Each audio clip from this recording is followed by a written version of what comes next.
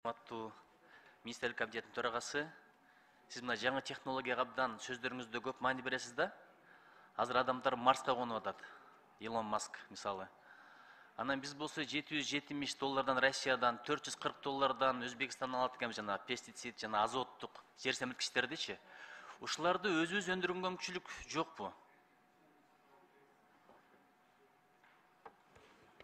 Азыр биз Кыргыз индустрия деген мекемени курдук. Ошонун эң чоң милдеттенмелеринин бири органикалык анан минералдык жер семирткичтерди Кыргызстандан чыгаруу.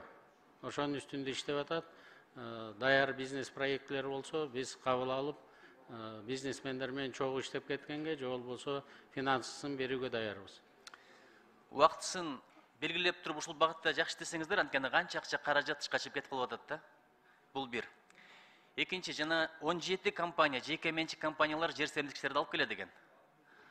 Мен билем, угуп жүрөм, дыйкандар менен сүйлөшүп атабыз, шайлоочулар мененчи. Алар өткөн жылы басып койгон, азыр баанын кымбатташын күтүп койгондор дагы бар экен, мен уккан маалыматтар боюнча. Буга кандай чара көрүп аласыздар? Бул бизнес да, рынок да.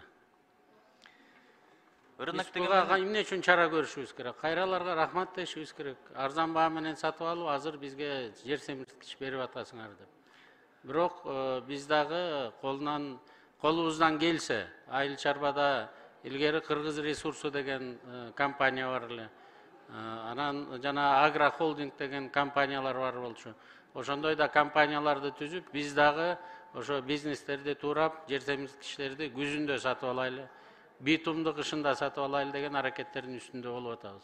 Биздин өкмөт жаман менеджер деген сөздөн артка кетип атабыз.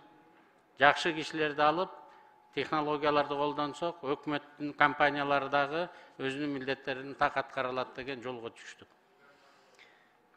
Туура эми, рыноктун өзүнүн мыйзамдары бар. Бирок бүткүл дүйнөдө дыйкандарга дотация берилет, жардам берилет. Анткени технология өнүгүп кеткени менен, өндүрүш өнүккөнү менен, индустрия өнүккөнү менен, эгерде буудай эгилбей калса, адамдар ачка каларын 30-жылдардагы Советтер Союзунун тарыхынан жакшы билебиз. Казактарды, украиндерди жана башкаларды. Ошон үчүн бул баа саясатына кийлигиш керек. Мисалы мындай кылат экен. 30 сомдук жер семирткичти сентябрда кайтарып бересиң, азыр акчаң жок деп туруп, сентябрга чейин 45-50дөн берет экен. Делги 2 эсе баасын көбөйтүп турупчу. Ошого сөз бир чара көрүш керек, дыйкандарда кайсыл каражат байкуштарда. Анан ошон үчүн зыян көрүп калып атат да. Нуржигит Кадырбекович, мен башында айттым, 9 жылдын ичинде 40,7 миллиард берсек, быйыл 26 миллиард сом берген атабыз да дыйкандарга. Колубуздан келсе 260 миллиард берейли деп атабыз, бирок экономикасын дагы карашыбыз керек да. Биз даярбыз. Бирок сиз айтып аткан бизнесмендерге биз чара көрбөйбүз. Анткени ал рынокто иштеп атышат, өзүлөрү алып келип атат. Анда биз капитализм курбайлы, анда коммунизм курушубуз керек. Илгеркидей бир менчикте кабыл алып эле баарын тескеп жата беришибиз керек да.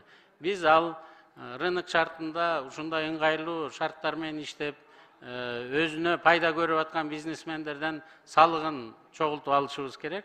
Анан үйрөнүшүбүз керек алардан. Өкмөт дагы эртерээк баарын сатып алганга. Биз баарын эртерээк сатып алайлы деп атабыз. Мына өзүңүздөр билесиздер, Кумтөрдөн түшкөн акчанын дээрлик көбүнүн баарын дыйкандарга бергиле деп, урматтуу Садыр Нуркожоевич, мен мына переработкага берейли, завод курайлы, фабрика курайлы десем, биринчи дыйкандарга берейли.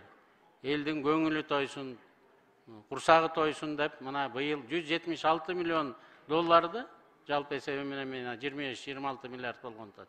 Бүт баарын дыйкандарга берген атпайбыз. Биз берип атабыз, бирок көп алар. 400 миңден 500 миңге чейин өтүп кетти. Майдаланып кеттик, битирелип калдык. Ирригациянын баары талкаланды. Анан кичине реформа кылайлы десек, сиздер кээде ошо болуп аткан реформаларды колдоп берип туруңуздарды сиздерден биз суранабыз да. Түшүнүктүү. Анан мына Нокен тарапта ар жагы Базаронго чейин иштеткен Чыңгыз Айтматов каналы бар. Жарым-жартылай бүтүптүр. Эгер ушуну бүтүрсөңүздөр 18 миң гектар жерге суу чыгат экен. Ушул боюнча иш кандай кетип атат?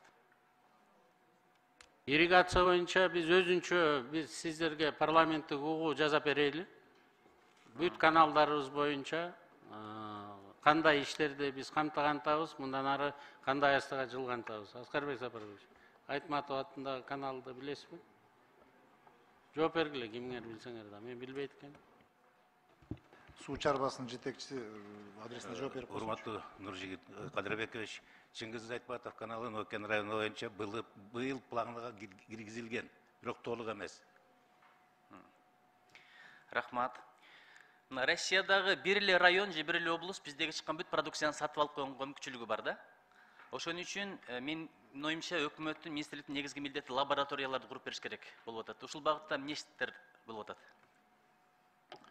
Кыргызстан боюнча ошол биздин өндүргөн продукциянын, мал чарба продукциясынын сапатын текшерүү боюнча негизги түштүк түндүктө эки чоң лабораториябыз бар. Бирөө Ошто, бирөө Бишкекте, андан тышкары областтарда лабораториябыз бар. Андан тышкары айыл чарба продукциясынын сапатын текшерүү үчүн Нуржигит Кадырбекович, bizde 5 laboratoriya var.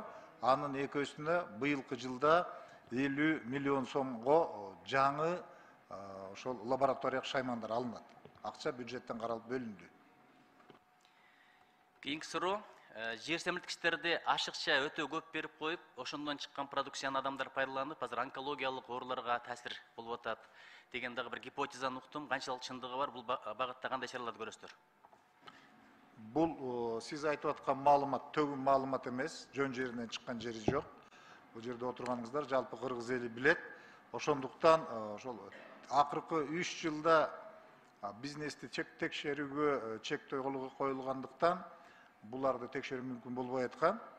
10 сентябрда токтом чыккан. Санэпидстанция жана биздин ветеринардык фитосанитардык инспекцияга мүмкүнчүлүк берилди. Азыр текшерип ошолордун баарын иретке келтирип атабыз.